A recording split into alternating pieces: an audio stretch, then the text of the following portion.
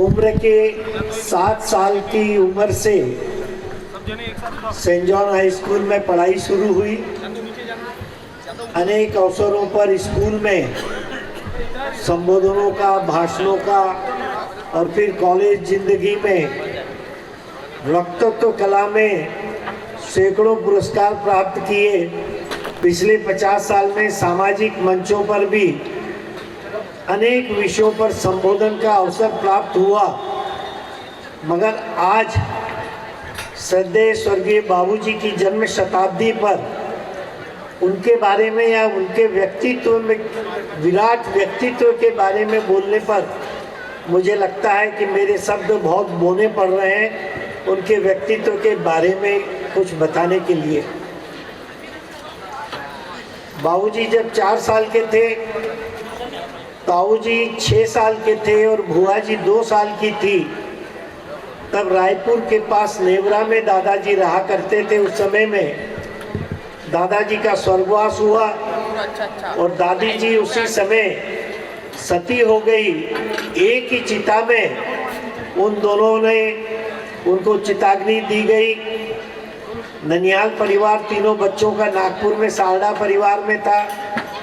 बाबूजी के नाना जी हीरालाल जी सारडा साहब ने उन्हें नागपुर लाया, तीनों बच्चों को पाला बड़ा किया और ऐसा संत परिवार था सारडा परिवार कि उस परिवार के व्यक्तित्व का बाबूजी के जीवन पर बड़ा असर पड़ा। आज भी माताजी हर 5वें 7वें दिन मुझे ये बात बताती है कि नानाजी लोगों के व्यक्तित्व में उनकी बंडी, उस समय जो हम बनियान पहनते हैं, बंडी पहनते थे और बोले उसकी सिलाई में हर तीसरे दिन बीनी या बंडी मारी सील दे। तो सिलते सिलते मेरी उंगली घिस जाती थी, 20 जगह टाके रहते थे, मगर अपनी बंडी सिलवाते रहते थे। मगर अगर कोई ब्राह्मण अगर आ गया गांव में, शहर में, तो पूरी धूसे की, जो जिसको हम कंबल बोलते हैं ब्लैंकेट के रूप में आज, तो पूरी वो गठान की गठान बांट देते थे।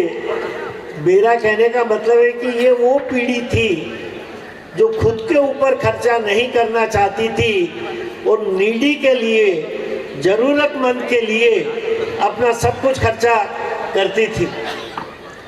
आज शहर के बहुत सारे ऐसे परिवार भी यहाँ एकत्रित हैं जिनका बाबूजी से वास्ता रहा। मैं कहूँगा कि उनका जीवन एक अजात शत्रु, पूरे जीवन भर में आदरणीय माताजी का, मेरा और सारडा परिवार से आदरणीय काका जी, गोविंद काका जी यहाँ बैठे हैं, 3 जनों का मैं समझता हूँ आज जीवित जितने लोग हैं, बाबूजी से सबसे ज़्यादा एक्सपोजर हम 3 लोगों का हुआ। जीवन भर में व्यक्ति में हम कहते हैं कि उसे गुस्सा बहुत आता है, मगर बाबूजी को पूरे जीवन में गुस्सा तो अलग शब्द हो गया। किसी ने जोर से आवाज में बात करते भी नहीं देखा। कितनी आश्चर्य की बात लगती है। सारडा परिवार में जब बड़े हो रहे थे, व्यवसाय में आवश्यकता पड़ी तो उनको इंटर से, क्योंकि बड़ा भाई इंजीनियरिंग में चले गए थे, ताऊ जी 2 में से एक को पढ़ाई छोड़नी आवश्यक थी। बाबूजी भी इतने होनहार थे कि अपने होनहार से उनको स्कॉलरशिप मिलती थी।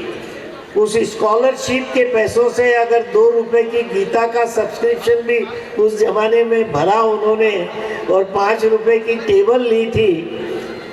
परिवार में लालन पालन में मैं कह सकता हूँ कि रिश्ते की बुनियाद बाबूजी ने कैसे रखी होगी। एक अविस्मरणीय बात आपको बता रहा हूँ कि सारडा परिवार में 3 भाई जैसे और 6 बहनों को अपनी बहन समान उन्होंने माना और एक सगी बहन, 7 बहनों के और इधर ससुराल पक्ष के मिला के जीवन में 45 मायरे भरने में वो शामिल हुए।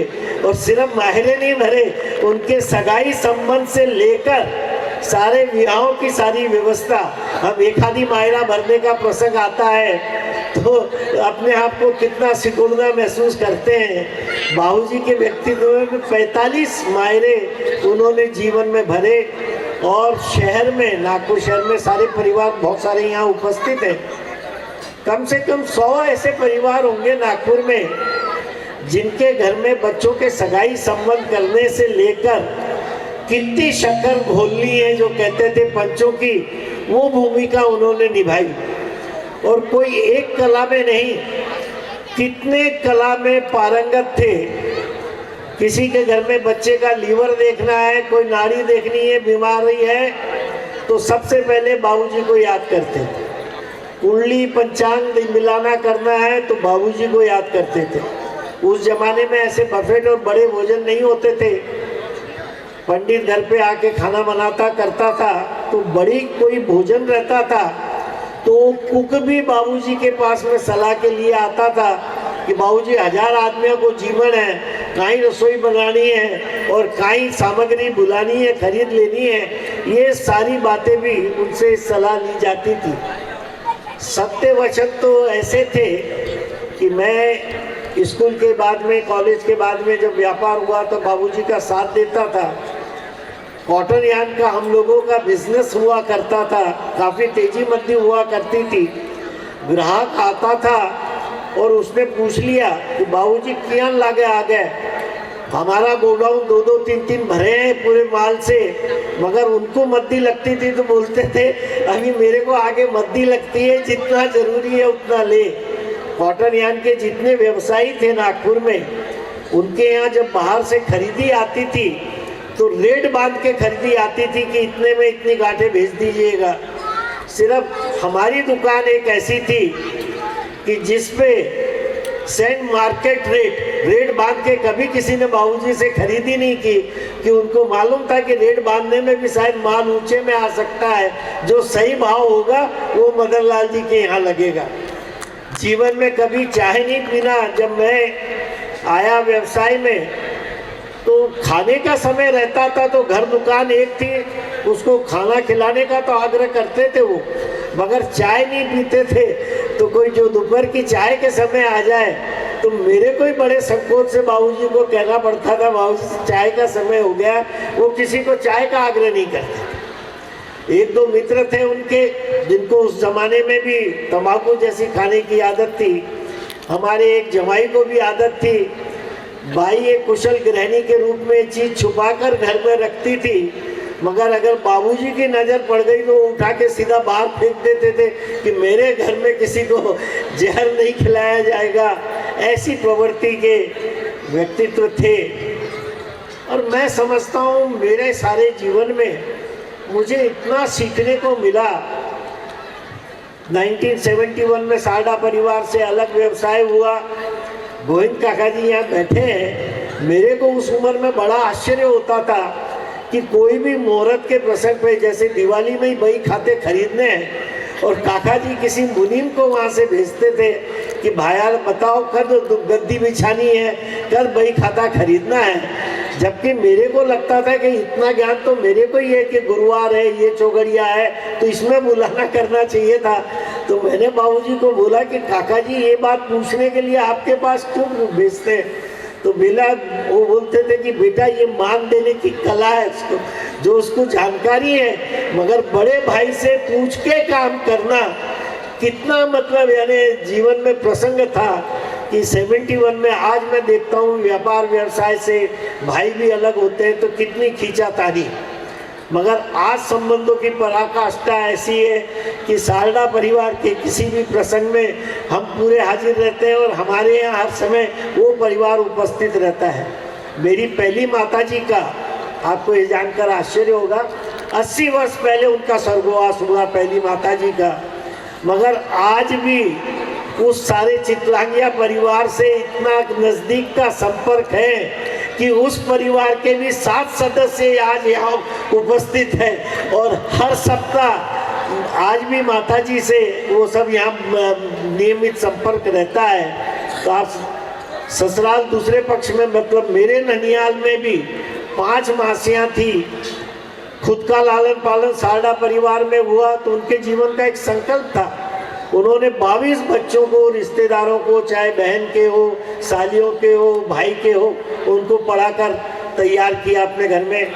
आज नहीं तो हम सामाजिक कार्यों से घूमते हैं तो यंग कपल मुझे कहती है कि अंकल आपको मालूम नहीं, आप परिवार बढ़ाने की बात करते हो, एक बच्चा हम नहीं पाल सकते। तो इस प्रसंग से अगर आप जीवन समझेंगे कि 22 रिश्तेदारों के बच्चों को घर में पालकर बड़ा किया, मैं समझता हूँ उनके सत्य वचन,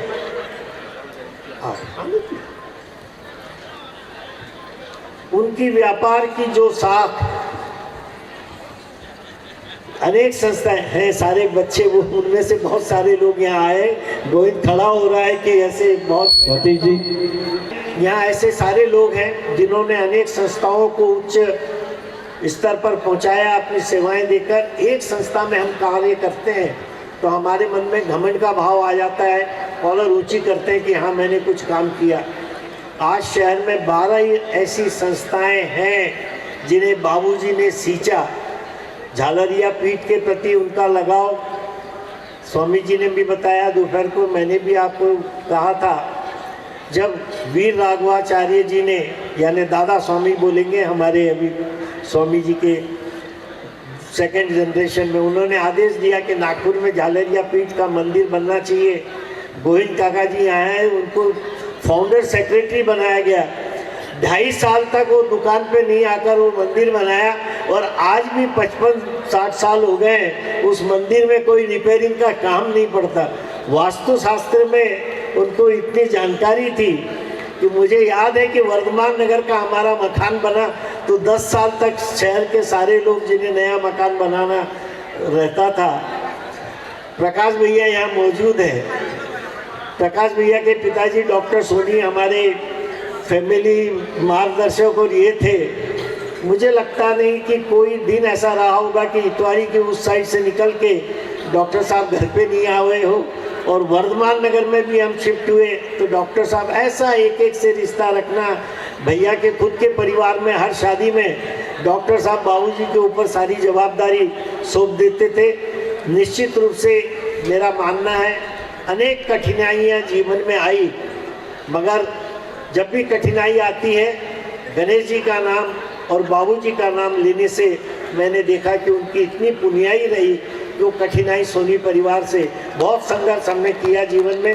कुछ प्रसंग ऐसे आए, मगर जब किसी की चीटिंग के कारण हम बुरी तरह फंस गए, उस समय ताऊ जी के उपचार के लिए वो उदयपुर थे। मेरी भी उस समय ऐसे मोबाइल कॉल नहीं होते थे कि इमीडिएटली कोई बात बता दें। वो महीना भर बाद में आए, हम बुरी तरह फंस गए थे। डॉक्टर लश्करे उनके साथ मॉर्निंग वॉक में जाते थे। शरीर पर इतना ध्यान कि घनघोर बारिश में भी रेनकोट पहनकर छत्ता लेकर घूमने वाले बाबूजी इतना शरीर का ध्यान रखते थे। डॉक्टर लश्करे ने उनको बताया कि भाई साहब सुना है कि शाम कोई फंस गया है नुकसान में। घर पर आए, मुझे बोला कि मुझे अभी लश्करे साहब बोल रहे थे कि आपाना कठिन नुकसान हो क्यों। मैं क्यों, हाँ बाबूजी फंस तो गया बुरी तरह, लोग फंसा दियो। तो बोले कितने का नुकसान हुआ। मैंने बताया कि भाई इतने का हो गया। हाँ, तो बोले आप लोग सगड़ो सामान बेच कर भी चुक सके है ना। मैं क्यों बाबूजी चुक तो सके। तो बोले बिल्कुल चुका दीजिए। आपको जानकर यह आश्चर्य होगा कि खड़े से घर की सारी चीज़ें क्या नहीं बेची गई। मकान बेचे गए, प्लॉट बेचे गए, खेती का वो टुकड़ा जो शहर में आज वाटोड़ा के पास में है, अगर वो सारी सामग्री आज रहती तो शायद 200 करोड़ से ज़्यादा की नेटवर्थ होती। मगर ये सारी बेचने का 1 मिनट में आदेश दिया, और उसके बाद में बाबूजी इतने साल जीवित रहे। घर परिवार में कभी उस बात का उल्लेख नहीं हुआ कि ये क्या हो गया और तेरे कारण ये हो गया। आज जीवन में रोज ये प्रसंग देखता हूँ कि बेटा कहीं नुकसान करता है तो बाप खुद भगा देता है उसको, और वो तो बोलता है कि वो भाग्यो मैं कहीं करा, मैं तो खुद भी फंस गया। मगर ये इतना सत्य वचन चरित्र था उनका, करके उस सारे संघर्ष में भी सोनी परिवार का हर सदस्य सबकी आंखों में झांक कर बात करते रहा। हमारे जीवन स्तर से जो बाबूजी की दान की प्रवृत्ति थी, उससे हर किसी को सोनी परिवार के फाइनेंशियल स्टेटस को समझने में जीवन भर गलती रही, क्योंकि वो अपनी आय का इतना बड़ा भाग नीडी के लिए और समाज कार्यों में लगाते थे।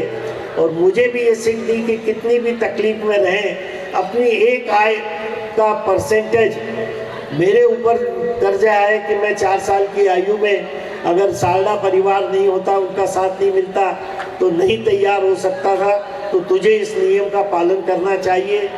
आज का प्रसंग उसी कड़ी में एक है। नवयुवकों को मैं ये संदेश देना चाहता हूँ बाबूजी के जीवन से, उसको समझें। आज हर नवयुवक पिता की वसीयत तो चाहता है मगर नसीहत नहीं चाहता,